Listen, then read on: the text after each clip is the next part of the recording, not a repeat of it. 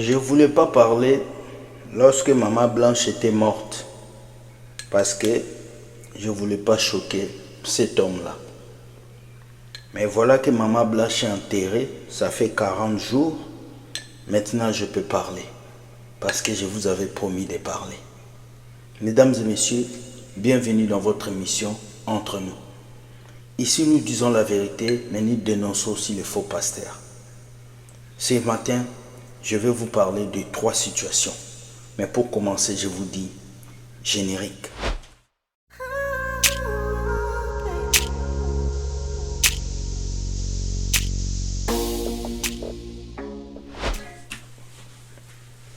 Hello, bonjour à tout le monde. Avec mon thé à la main, je salue tous ceux qui nous suivent de partout. Une situation m'a fait très mal quand j'ai suivi la vidéo des 2 dames qui ont été choquées par rapport aux propos du pasteur Marcelo. Nous savons que lorsque quelqu'un perd sa femme, après, il peut se remarier. Ce n'est pas interdit. Mais après combien de temps? Après combien d'heures? Je ne le juge pas. Mais nous allons suivre la première vidéo. Écoutez la première vidéo. Je ne savais pas que je serais un jour concerné par ces 2 nouveaux livres, Les principes pour le choix du conjoint, tome 1, tome 2. Que Dieu t'aide à te remarier, Marcelo. Alléluia. Oui, je le dis partout, je n'ai pas reçu le don du célibat et je ne vais pas tarder dans le célibat. Et vous avez la primeur au GA d'avoir ma confirmation. Dans ma vie, prêche, et j'aimerais toujours prêcher par ma vie. Et des fois, dans l'église du Congo, on a des doctrines qui ne sont pas bibliques. Amen. Que si tu aimais quelqu'un, il faut que tu fasses 5 ans. Alléluia. Voilà, vous avez suivi la vidéo du pasteur Marcelo Tounassi qui a dit quoi? Il n'a pas reçu le don de célibat, il doit se remarier. Et quand il a fait cette vidéo, les gens ont spéculé. Les gens ont dit, pourquoi? Ta femme vient de mourir, ça fait même pas 1 an. Pourquoi tu veux te remarier? Et il y a 2 dames qui ont fait des vidéos pour dire ceci. Regardez. On ne peut pas servir Dieu pour faire plaisir aux hommes. On ne sert pas Dieu pour que les gens deviennent fanatiques de ta personne. Si Dieu t'a choisi pour que tu sois son serviteur, c'est au travers de ta bouche qu'il a choisi pour parler et édifier ses enfants. Un serviteur de Dieu ne peut pas être un sujet de scandale, pas pour l'Église. Encore moins pour les gens qui ne connaissent pas le Seigneur, les païens. Un serviteur de Dieu, avant de poser un acte, avant de dire quelque chose, il a en lui le Saint-Esprit. C'est lui qui lui donne la sagesse et l'intelligence de comment parler. Parce que c'est le Saint-Esprit qui met les paroles dans ta bouche pour édifier et non choquer. On ne peut pas se réveiller du jour au lendemain, annoncer aux gens qu'on va se remarier. Oui, vous allez vous remarier, mais perdre un être cher, pas même 1 année. Quelqu'un qui a partagé autant d'années de ta vie. La personne avec qui vous avez eu des enfants. Cette femme, elle est partie, pas parce que vous êtes divorcés. Elle est partie parce que la volonté de Dieu a choisi qu'elle parte. Même pour le respect de vos enfants, même pour le respect de sa famille. Cette femme avait des amis, des connaissances, des personnes qui l'aimaient sans pour autant même la connaître. Nous pensons que ce n'était pas le moment. Même si c'est pour blaguer, ce n'était pas le moment. En sachant que vous influencez des milliers de personnes, ce n'était pas le moment. Pourquoi vous nous choquez autant? L'Église a déjà des combats, des guerres que le diable a lancées. Ce n'est pas le moment. Quelqu'un qui a vécu ta vie, vous avez partagé votre... J'ai écouté aujourd'hui une vidéo du pasteur Marcelo Tounassi qui disait qu'il n'avait pas reçu le don du célibat et tout, et qu'il confirmait qu'il allait se marier. Donc, cette annonce, maintenant, je la trouve inappropriée. En tant que femme, c'est pas un péché. Il n'a pas dit quelque chose de faux ou de mal. Mais en tant que femme et en tant que mère, j'ai eu un pincement au cœur en entendant un homme qui vient à peine d'enterrer sa femme. Je pense pas que ça vaut déjà 4 mois, je pense peut-être 3 ou 4. Parler déjà de remariage à l'église avec tous les fidèles qui criaient « wow ». Et pourtant, cette femme-là, vous l'appeliez maman. C'était une sœur. J'ai pas trouvé ça approprié de parler de remariage maintenant. Nous savons qu'il va le faire et il n'est pas condamné au célibat. Très peu d'hommes ont cette force-là de le faire. Mais je trouve que la sagesse demandait que peut-être pendant un moment, il ne parle pas de remariage. Je ne suis rien pour donner des conseils à cet homme. Je suis juste une épouse et une maman à qui les propos ont vraiment choqué. Et je pense que je ne suis pas la seule qui a été choquée par une telle affirmation. Nous savons qu'il va se marier. Il n'est pas condamné à mort parce que sa femme est morte. Mais il y a une base de respect pour toutes ces années que cette femme t'a donné et ces enfants qu'elle t'a donné. Il y a un minimum, je trouve, et surtout que c'est une personnalité publique, c'est un exemple pour beaucoup d'hommes. Je ne pense pas que c'était adéquat de le faire maintenant. Et imaginez-vous que ce soit lui qui était parti avant sa femme. Imaginez-vous Maman Blanche prendre le micro pour dire comme ça que après 3 mois ou 4 mois pour dire que moi je n'ai pas reçu le don du célibat, je vais me remarier très. Je la vois tellement mal en train de le faire que j'ai été choquée du fait de le voir lui en train de parler de remariage maintenant. Ce n'est pas un péché, mais moi en tant que femme, en tant que maman, j'ai été touchée. Et j'ai compris qu'une femme ne doit pas sacrifier sa vie pour un homme. Ça m'a consolidée dans le fait qu'une femme ne doit pas sacrifier son existence, ne doit pas sacrifier sa vie. Oui, nous servons Dieu, nous donnons nos vies à nos maris, nous servons nos enfants, nous les faisons grandir. Mais sacrifie ta vie à un homme. Il ne va même pas porter un vêtement noir pendant 1 an pour dire que non, je fais le veuvage, je laisse le temps à mes enfants. Non, en même pas 6 mois, ma chérie. Ta remplaçante, elle était déjà là au fait. Ta remplaçante, elle était déjà dans l'ombre. Maintenant que ton corps est froid, elle va venir s'asseoir. Donc, ça nous enseigne. Femme, ça nous enseigne. Ok, vivons pour notre foyer, vivons pour nos enfants, vivons pour nos époux, mais n'oublions pas notre propre destinée. N'oublions pas notre propre parcours. Parce que quand on va t'enterrer, ton mari va te remplacer en même pas 6 mois. Et c'est pas un péché. Et c'est comme ça, la vie, elle continue. Donc quand vous vivez pour les gens, sachez que quand vous allez partir là, ils ne vont pas vivre pour vous. Et c'est pas ce qu'il y a à faire au fait. C'est normal qu'il va se remarier. Mais sitôt le dire comme ça, moi, ça m'a choqué.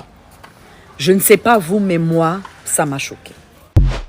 Hello, vous avez entendu ce que les 2 dames a dit. Pour les 2 dames, c'est très tôt pour Marcelo de se marier. C'est même très tôt pour lui de dire ça.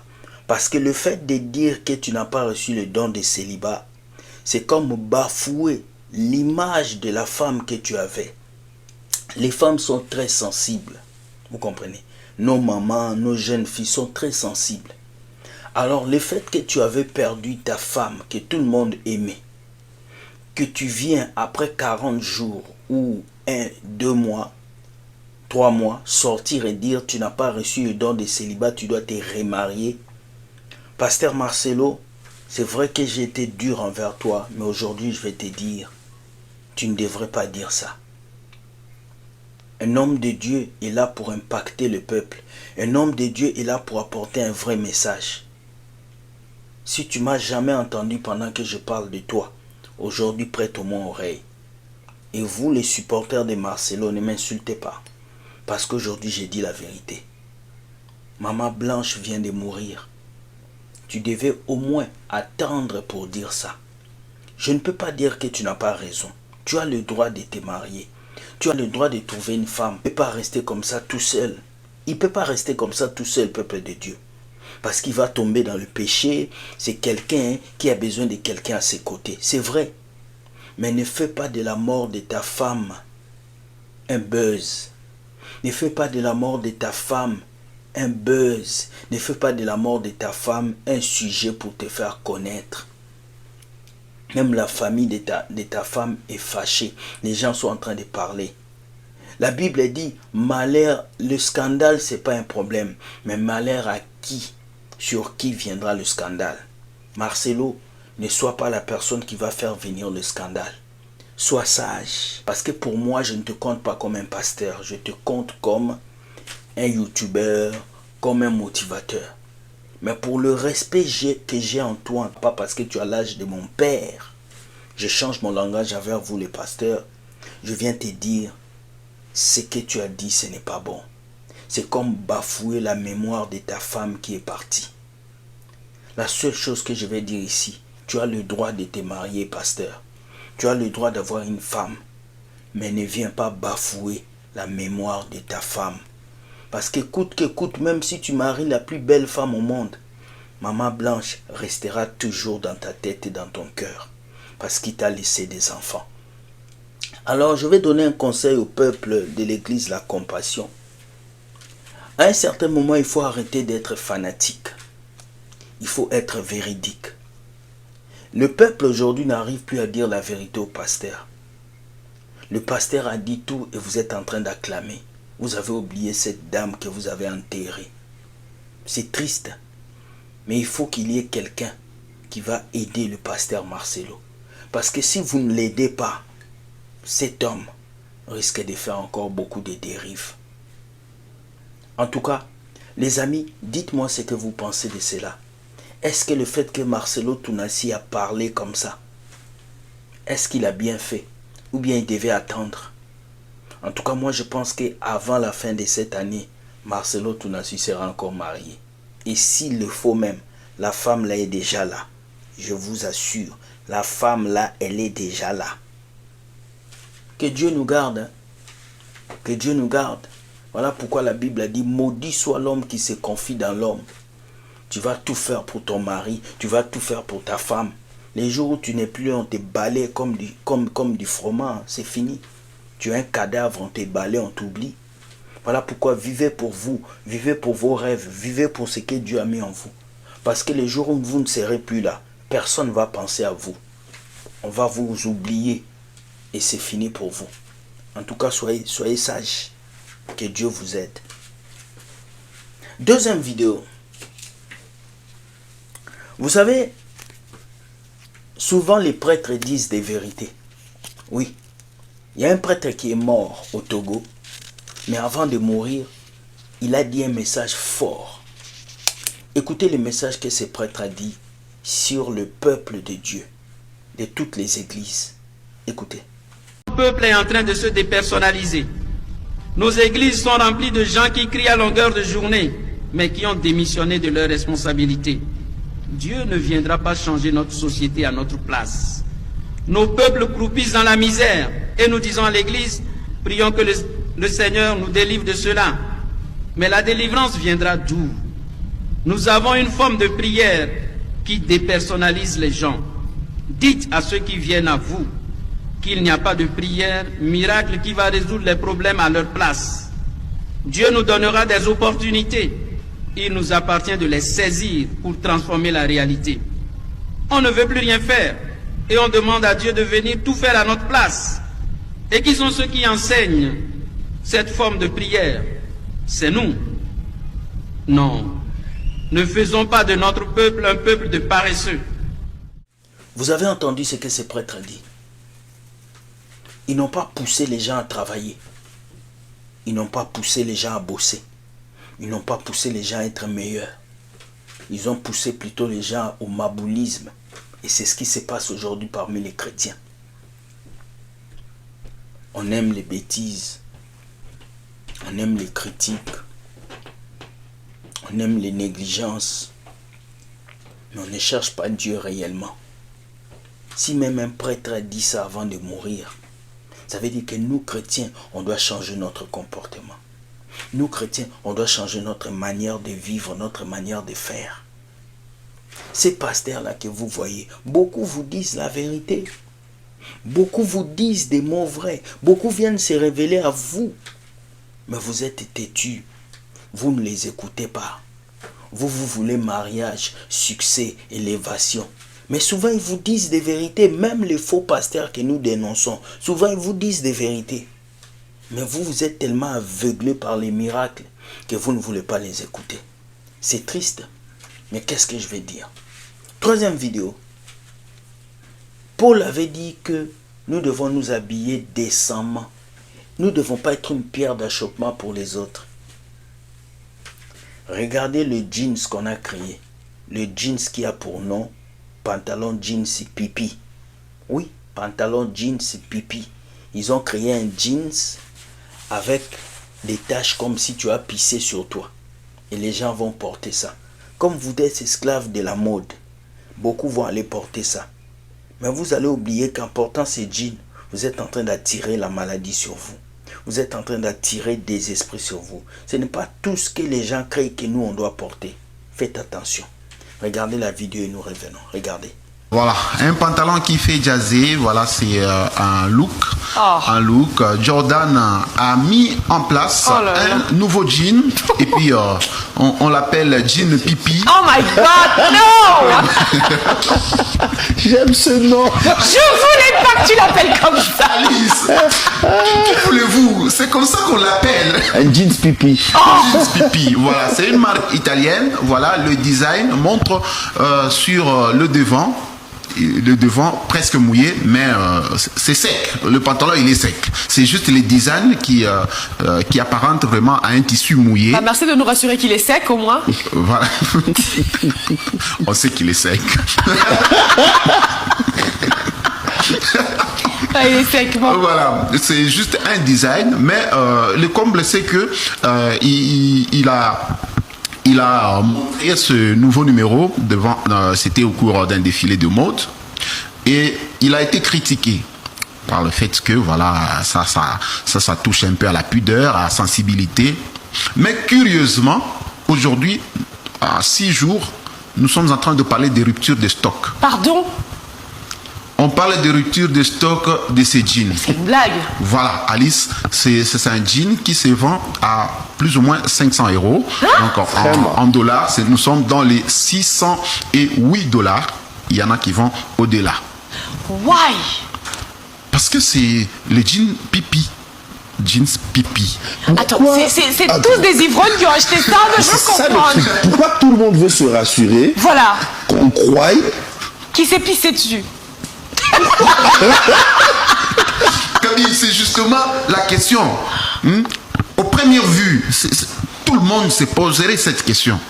Pourquoi on peut aller acheter ces pantalons pour que le monde croie que... Y a-t-il un niveau plus bas pour l'humanité, s'il vous plaît? Voilà, on se demande où va le monde, mais du moins, c'est ce que Jordan Luca nous a présenté. Jordan Luca nous a présenté. Si on peut aller pour voir. Ça, ce sont les images illustratives. L'information est là, insolite. Ce jean est fait tache de pipi. Se vend à plus de 500 € et il est en rupture de stock. Les jeans Jordan Luca ont fait leur début à la Fashion Week de Milan. Vous pensez quoi de ces modes? En tout cas, j'en pense pas grand-chose. Hein. Vous ne pensez pas grand-chose? Non, j'en pense pas grand-chose. Ok, tu as regardé la vidéo? Tu as vu? Est-ce que toi tu vas acheter ces jeans? Tu vas acheter ça pour ton fils? Ne le fais pas. La mode aujourd'hui est une industrie satanique. Le diable est assis aujourd'hui sur la mode pour détruire. Il y a des habits qu'on porte, ça peut nous emmener en enfer. Que Dieu puisse nous préserver et qu'on puisse voir clair ces choses. Mesdames et messieurs, c'est ici que je finis la vidéo. Dites-moi ce que vous pensez de ces 3 vidéos. Est-ce que le pasteur Marcelo Tunatsi a bien réagi? Dites-le moi. Est-ce que ce prêtre a dit un bon message? Dites-le moi. Et les pantalons avec les taches de pipi, est-ce que c'est vraiment important? Dites-le moi Et moi, je vais vous lire. Aujourd'hui, c'était notre insolite. Je voulais vraiment passer par ces petits messages. Mais ce qui est important, c'est la vidéo sur le pasteur Marcelo. S'il vous plaît, envoyez-le cette vidéo. Je ne l'ai pas insulté. J'ai donné mon point de vue en tant que youtubeur, en tant que frère. Like cette vidéo, partage et pousse quelqu'un à comprendre que Dieu gagne toujours. Bye bye, je vous aime. Nous avons notre conférence sur les mariages qui commence du 16 au 21 septembre. Vous aurez les affiches et les messages bientôt. Je vous aime et je vous dis bye. Paul, passe-moi les génériques là.